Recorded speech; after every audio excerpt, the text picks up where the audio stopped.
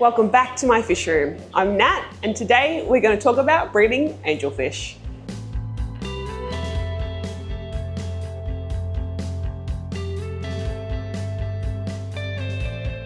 So I'm going to take you through a step-by-step guide on how I like to breed angelfish. Now, I have to emphasize that this is not the only way. There is heaps and heaps of ways to do this to be successful.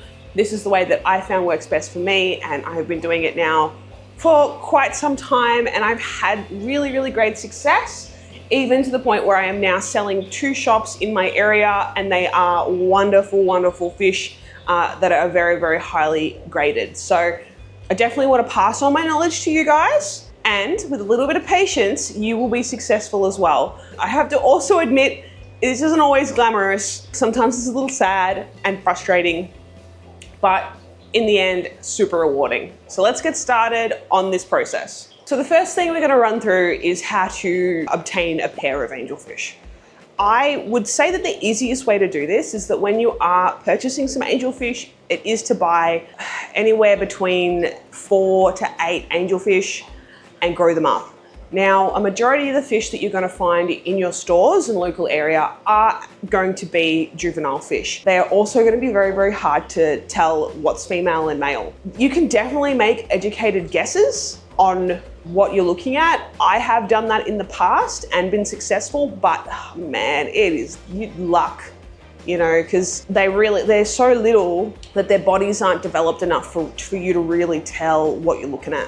On top of that, making pairs, I call it artificial pairs because you're choosing the male and you're choosing the female. They haven't naturally found each other. I think, especially in angels, is very important. Now, these guys do pair off for life. If something goes wrong, if you have a pair and something goes wrong, so you can definitely repair these fish, like it definitely happens. But if they naturally form a pair, they will stay together as long as nothing goes wrong for the rest of their lives and be happy. Before I knew what I know now, when I first sort of started, I definitely bought a male and a female, put them together, and it worked perfectly fine.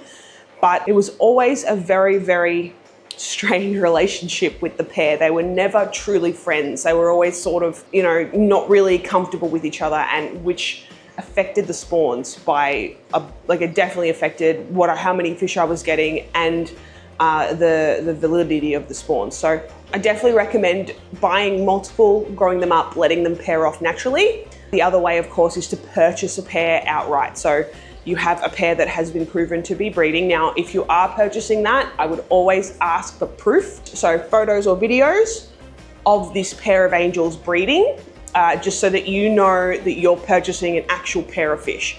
Because I hate to say it, but there are definitely some people out there or some sellers out there that'll get a female and a male and they'll stick it together. Hell, they'll even get 2 males, stick them together, 2 females, stick them together and go, hey, this is a pair of fish. Put their price up high. So make sure that you get proof that your pair of angelfish have bred previously. And that really goes for any fish or any pair of fish that you're looking at. So that is the third and probably final way that I would do it. I really am just a big advocator for just getting 6 fish and growing them up and seeing what you get. And then if there are fish in there that you've got extra males or extra females, just selling them off as singles. Once you get your smaller fish, what you want to do is just feed them up.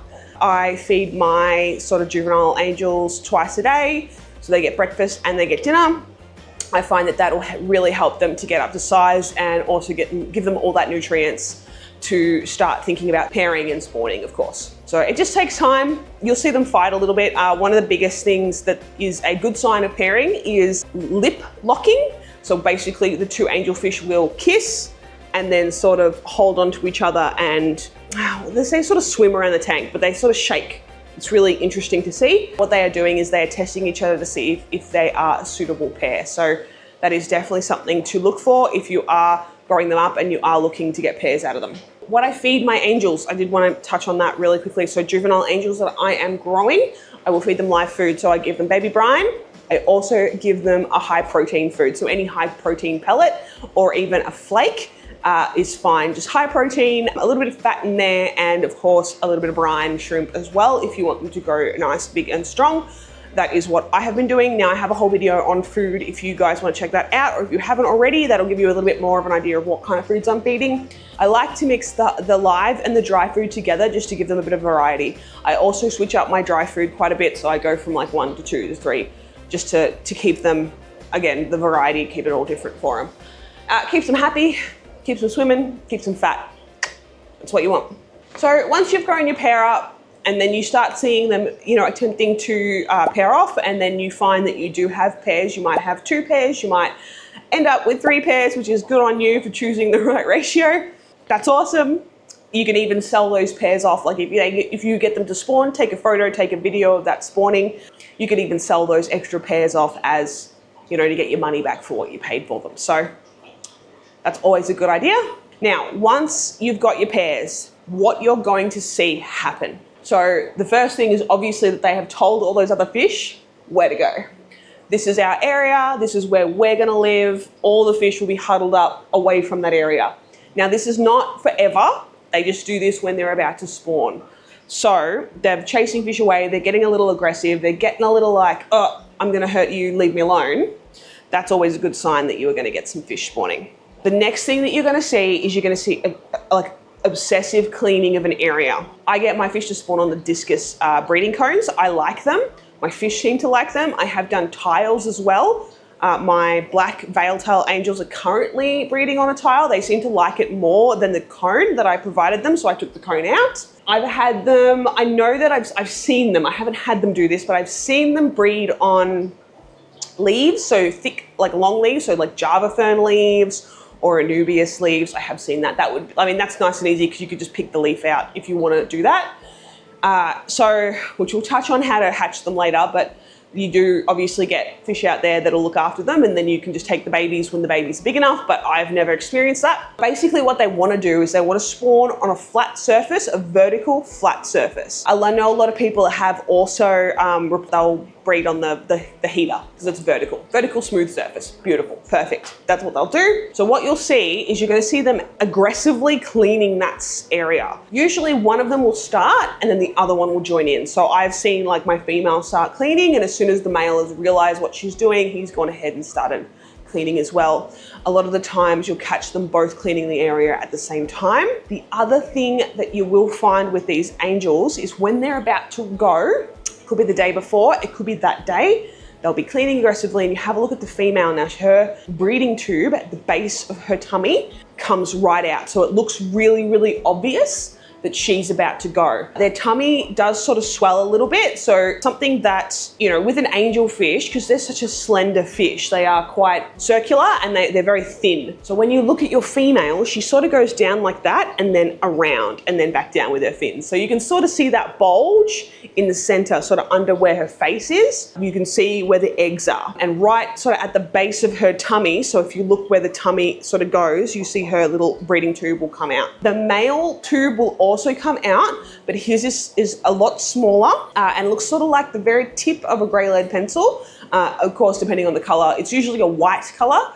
Even on my black angels, it's a white color, and it just looks really thin and sort of like a point, where the female's one looks more larger and it is sort of more forward, so it's closer to the tummy than the male one is. The males do tend to go a little bit more colorful. I found this with my blue angels. So my blue angels, when they're about to breed, especially a couple days prior, will go bright blue. Like his blue is so vivid. He gets really, really vivid, and it's very reflective and gorgeous. And I've taken a couple photos of him in a few of my other tours when he was this blue, because obviously they were about to breed. Or in the red devils, for example, they will go super, super orange. So he'll get all, you know, hey lady, how you doing? Just so you know, I'm here and I'm ready for you, sort of thing. So there is that sort of flirtatious behavior that they mimic for the female to go, oh, he's my, you know, I'm ready to go. He's ready to go.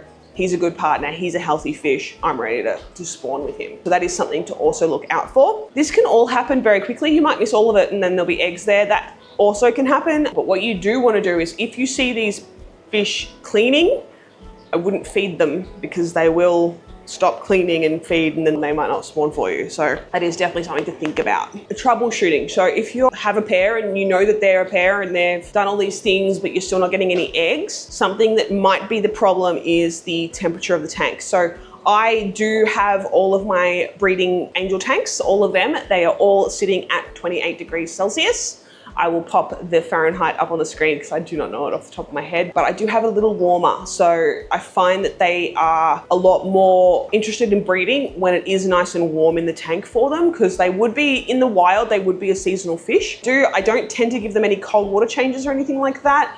I do find that a water change will trigger a breeding, but it's not any different to a normal water change. So I have my water barrel here sitting at 25 degrees Celsius. Again, I'll put the Fahrenheit up on the screen, just in room temperature. So my heated room, so 25 degrees Celsius. I will just do a normal water change for them, and I have found that they have spawned. But yes, it is definitely in a hotter tank. So all of my angel breeding tanks have heaters in them, and they're all sitting at that 28 degrees. So another troubleshooting. So with young pairs, you might find that you'll have a couple of struggles in the first few spawns. Now, some people who have been breeding angels for years and years and years have told me that they don't even bother with the first like 5 spawns to 10 spawns. I definitely do, because I obviously want my fish to live, and I'm very excited to see them. Now, the younger the fish, they're not that great at it, like they're learning. So he will have a bit of struggling fertilizing the eggs, because what will happen is the female will come up the side, lay them, and then he will follow and fertilize them. Every now and again they miss. So it happens, especially if you've got a young pair who is learning how to do this. He will miss sometimes and you won't get a fully fertilized spawn. That is okay. They get better every single time they do it. So don't worry about that. Don't get disheartened. It takes them a couple of goes. Sometimes they're not ready. They're too young and their body isn't ready to actually produce perfect eggs and perfect babies yet, and they just are a little bit weak. It happens. It totally happens. So don't get too upset. I've even had like mature fish make absolutely horrific spawns. Like just, they've spawned, it's been great, they've done all the right things. I've gone to hatch the eggs out and none of them are fertilized because he was just like, whoops, I forgot distracted. You know, it happens. Learning how to do this, and these are a great fish to learn, you know, cut your teeth on how to hatch and raise egg-laying fish. I have killed, like completely my fault, I have killed full spawns. I've hatched them and then killed them, or I haven't even hatched them. They've just died on the spawning, whatever they've spawned on. So there's a lot of little things that you need to learn on how to do and what to do. The younger the fish, the harder it is to keep those babies alive. All right, so you've gotten through all these steps. You've got eggs sitting in your tank. They are happy and healthy, and your angelfish are fanning them or maybe not even looking after them. You have 2 ways to do this. Now, you can leave your eggs in the tank with the parents and allow them to look after them. I haven't had much luck with this. It is definitely a thing that angels do, and if you do have a pair that do that, great. Continue on, because what you're actually doing is teaching those babies that's what to do. So if you have a pair that will actually look after their eggs, let them do so. All the fish that I have purchased or have come across, I have given them the opportunity to do that, and they have not. Right up until I've left them for countless spawns to go ahead and look after their own babies, but unfortunately I have not been able to get a pair that do that. So I actually manually hatch these eggs. So that's what I'm going to take you through today and how to do that. I think that the fish that I get, a lot of these fish are bred in captivity. They do not know how to look after their eggs. Their parents did not. They were manually hatched outside of the tank. I think that it has been lost, or that knowledge in the angelfish has been lost through generations of breeding in captivity, especially here in Australia. So we don't really get wild caught angelfish here. We do have ultims coming in. Whether they're wild caught or not, I have no idea. Yeah, we just don't really, a lot of the angels that I have don't tend to look after their babies. So I will continue to try and get a pair that will do that, because I always like to give them the option. I always like to see if I can get, it makes my life easier. I'm not hatching babies in jars. So if I can get that happening, I will. As of now, I am hatching all of the as angels manually. So I'm going to take you through that. So basically what you're going to do is you're going to have your eggs, you're going to see them wherever they've laid them, and you're going to get a jar ready. I'm using these, they're a vase. I just got them from a local op shop or thrift shop. That's where I like to find little vessels and things to hatch like my angel eggs, and these vases have been perfect. They're a nice wide vase. They hold about 4 to 6 liters of water. It's not very big. I will then pop a heater and an air stone in this vase, along with whatever the angels have laid on. So if they've laid on my cone, I'll take the cone, pop the cone in, or I'll pop the tile in. Whatever they've laid on, whatever they've chosen is what I'll pull out and pop in there. And I'll just put a little bit of air on. It's not super rough. It is really just to keep that circulation. So there's some duckweed in there that got into the jar when I was pouring water in. Now you can actually see that duckweed moving, and that is the sort of flow that you want in there. It's not super strong.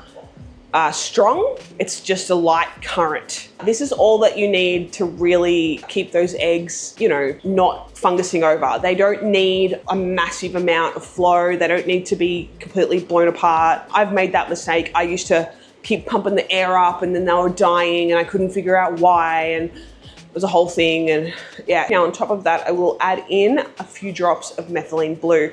What I'm currently doing is 1 drop per litre. I've just found that that's been a really good little ratio for me. It works out very similar to what is on the bottle and what they recommend. You obviously don't want to poison these fish. So a little bit of methylene blue, a little bit of current, and a heater at the same temperature that your adult tank is, because you don't want the temperature to move. That was one of the biggest learning curves that I had, is that if the temperature isn't the same, they'll probably die. So I always keep it at the same temperature. I also use the water from the parent's tank. So the water that you see me pouring in is from the parent's tank. I will basically leave these for 3 days. From when they have been spawned to the 3rd day is when they'll be wrigglers. I've had great success with it. It's been going really well. This is what I would recommend you do. I always like to label what I'm doing, because I've got quite a few different species. You might not have that, so you might not need to label them. You know, they're angelfish, but I label whether they're red devils, whether they're black veils, or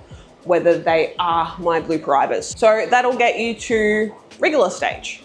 When they are wriggler stage, they just look like eggs with tails and they wriggle. The next thing, once we have wrigglers, our eggs have hatched, you will need a few items. So I've got just a 1 litre plastic jug. I use these jugs in this fish room. I find them very handy. I'll use this and I will go in with a big pipette like that, turkey baster. I just use this, I suck everything off the bottom. So when these fish hatch, they come off what they've been laid on. So they'll unstick themselves and go to the bottom, or stick themselves on the side of the glass container. I will use this to sort of squirt them all away from wherever they're stuck. Take whatever, you know, the cone or the tile out, rinse it off, pop it back into the parent's tank, and I will then use this and I will suck all of the babies out from the bottom and pop them into this jug. I'll make sure I'll get my torch in there and make sure that all the wrigglers into this jug here. A lot easier to work with. The next thing that you want, so you've got all your babies in here, the next thing that you want to do is get yourself a container. I use 2 different ones. So I've got these ones that I actually have made. They actually hang on to the side of the aquarium. Now with angelfish, I will hang this on the inside so that it's inside the water.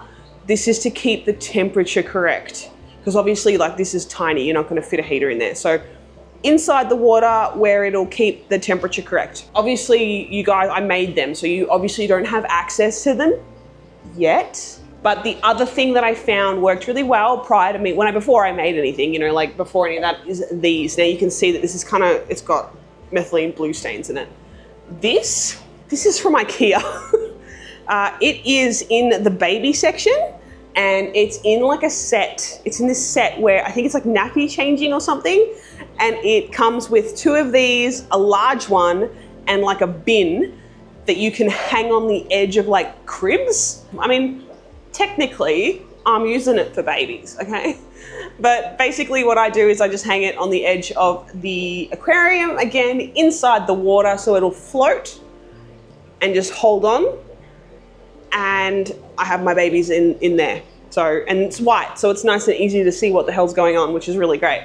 So all you need basically is just a small container that'll sit within the aquarium that will hold the temperature of the water of the parent's tank. I will fill this up with fresh adult water, so it's not new dechlorinated water, it's just from the adult tank. So I'll put that in there, no methylene blue. I will then get this, babies are in the bottom. I will get myself a little pipette, little 3 ml pipette. I will then go in here, suck each little baby out. I don't mind if I get, like, if there's eggs that haven't hatched that are white, or if there's like a little bit of gunk or whatever. I'm not too worried about 1 or 2 little items going in there, whatever. Get them all out, stick them in here. They'll all sort of group together.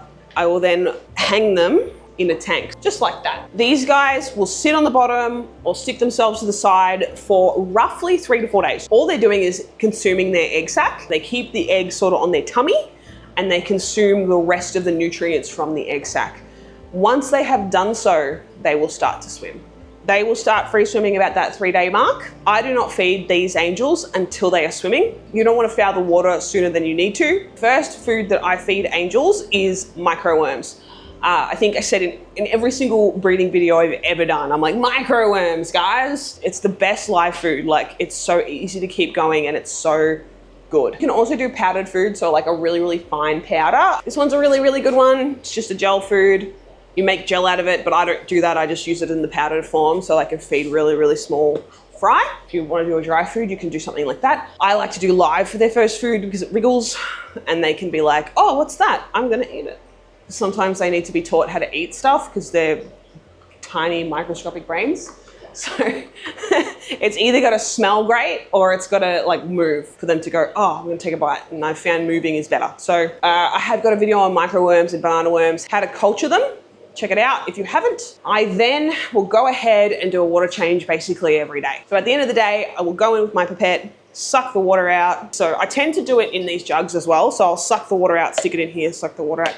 I'll do about half the water and then check if I've got any babies in here, because sometimes you can't help yourself. They just do. Get those babies back into the container, go to the adult tank, and I'll use this because I'm lazy and can't be bothered getting a jug, but I'll just put water back in the container. I'll feed these fish and I will sit there and watch them. Like, I think one of the biggest parts of this hobby and breeding and even just looking after fish is watching your fish. Because you need to be able to see whether or not something's wrong, or if they're eating or if they are not eating, or what's going on. So especially with babies, like if you're breeding these babies, don't just feed them and leave them. I tend to feed them and then sit there and watch them with my torch.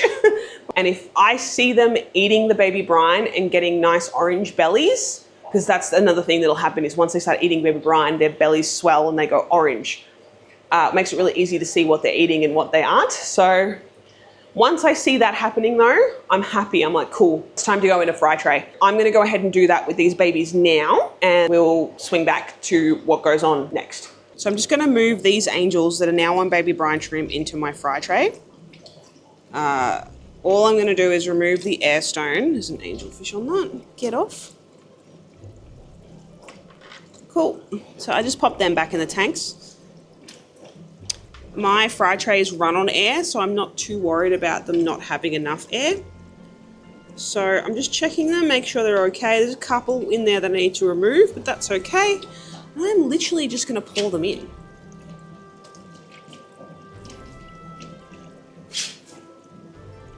Let them get used to it. You don't want to overflow them. There we go. Come on, everybody. No one left behind. And that is everyone out of the tray. Just gonna make sure that no one's left alive, that there's one left in there that's alive. Come on. There we go.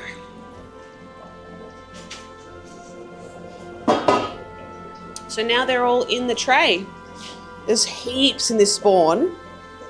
Now with the fry trays, I do like to add some live plants in there just to keep the water sort of as clean as possible, but it is going through, like it's running through the whole tank, the parent's tank. But I'll just pop something in there, especially for cover, just for the babies. They do like a little bit of cover. You can see that there's heaps of duckweed in this tank, which is really annoying, but we'll be removing duckweed for years to come, I'm sure. So just to put a little, something for them to hide in, just like with the roots, they can hide in this plant. That also supplies some infusoria for them that is living around and on this plant.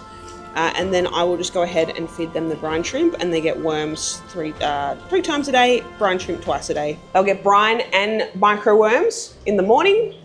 I'll go to work. They will get brine and micro worms when I get home, you know, and then I'll give them some more micro worms or more dry food. Probably more dry food because the micro worms tend to still be in the water before I go to bed. So once in the morning, once in the evening when I get home, dinner when I'm feeding everyone, all the fish, and then once before I go to bed, and that tends to keep them going. So these little angels are eating machines. They, like, you could overfeed these fish. They will eat it all. The microworms will stay alive in the water column for about 11 hours. They will give you that leeway to be able to feed over long periods of time. So like 8 hours working, right? So when I feed them in the morning, those fish, I make sure I put like a really good chunk of worms in there so that those fish have food all day. So by the time I get home, all the worms are gone, but I can feed them again. So they're good.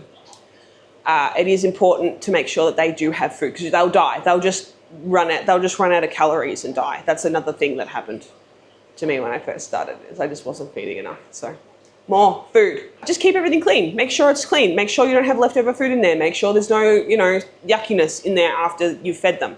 It's just a matter of keeping on top of that clean environment. Make sure your water's clean.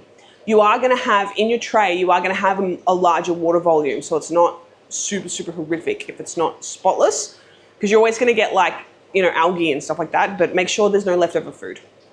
That's really all it is. As long as you're not getting ammonia in the water from leftover food, you're Gucci. What you want to look at is when you have your little fish is that they got little fat bellies. They will stay in this tray right up until they look like little angelfish. So I like to see them spread their wings. So they get their little ventral fins, they get their little star shape look, so their tails are popping out and their belly fin and their dorsal fin, that's all, you know, looking great. I will leave them in the tray until they sort of double in size. It's only about like a week and a half. Like, it's not very long in the tray. So I'll put them in the tray. It'll be about maybe a maximum 2 weeks in the tray.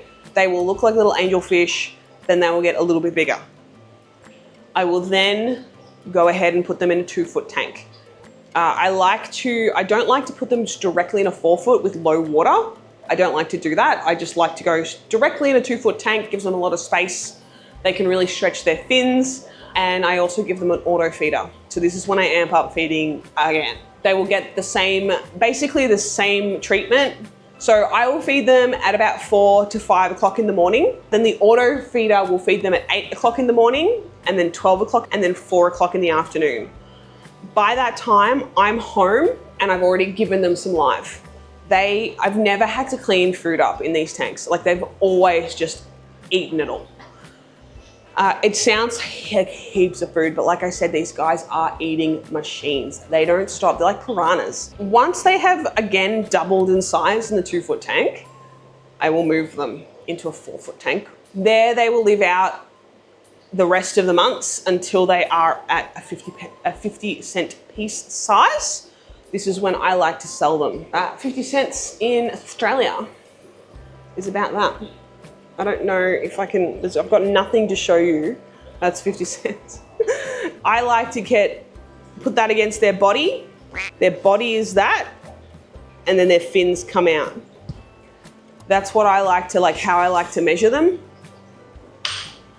I don't like to sell them any smaller than that. I know a lot of people do. A lot of people like to sell them at the 10-cent piece size.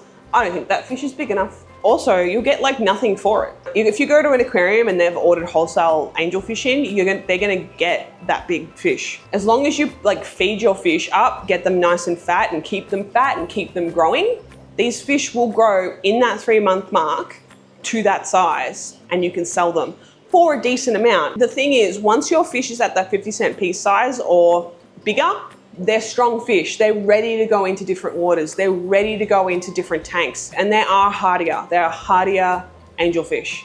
Once my angels go in the 4-foot, the 2-foot and the 4-foot, I do like to have the temperature still at the 28-degree mark. Black angels are different. Black angels are mean. Something about black angels, there is something in their genetics that makes them a little bit more territorial than other angelfish.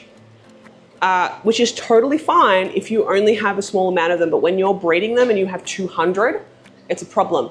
So my black angels, I tend to drop the temperature down simply because it stops a lot of that aggression coming out. And I find that they grow a lot healthier that way because they're not constantly fighting each other. Let's break down some feeding. What I'm currently feeding them, I'm feeding microworms and baby brine. Once they go into a 2-foot tank, I stop feeding the microworms. So they just get baby brine and dry. So because the microworms are so small they're so much more bigger, they stop seeing them in the water and they don't eat them. So it's pointless. In my food video, I make like a mix. That's usually what I feed them.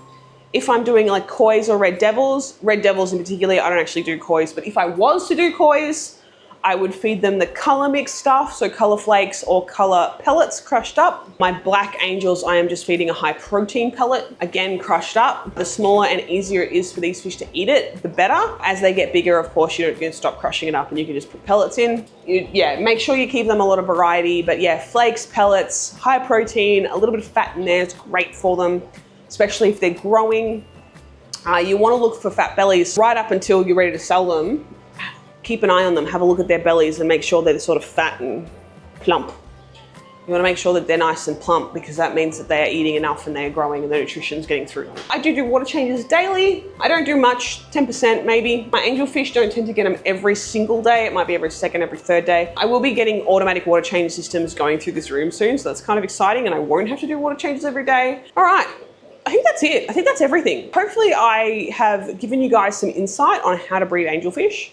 I've been having a marvelous time doing so and I'm going to continue doing it. I hope you guys liked the video. If you have any questions, please ask me. Sometimes it takes me a couple of days to get back to you because I'm probably thinking about the question. I had one lovely lady write a question on, I think my bristlenose breeding video. And it did take me a couple of days to get back to her. So hopefully I gave her a good answer on that one. I hope she liked it. And yeah, so if you do have any questions, especially about breeding or if you're having trouble, let me know. Just write in the comments, I'll probably see it. I tend to see all of them and I try to respond. Definitely ask your question if you want to see any particular video on any particular subject in this fish room. Let me know. I'm happy to always help because I'm just going to keep making videos whether you guys like it or not. Hopefully I'm going to have a ram breeding video coming up soon, part 2 to our part 1, but I haven't had much luck with keeping those eggs. So they're either getting eaten or they're not fertile. So we're doing the best we can with what we've got. I have got a second pair coming, a second pair going. So we had our first spawn from that second pair, but unfortunately they ate them, the buggers. So I will be keeping a close eye on that and hopefully I'll have another video on ram spawning for you. There is also some other spawning videos coming up or in the works at the moment. If you jump onto my Instagram, you will definitely see some sneak peeks. I don't post there a lot, but if I do have something exciting, I will post a photo for you guys to have a squizzy at. All right, guys, so I guess I'll catch you on the next one.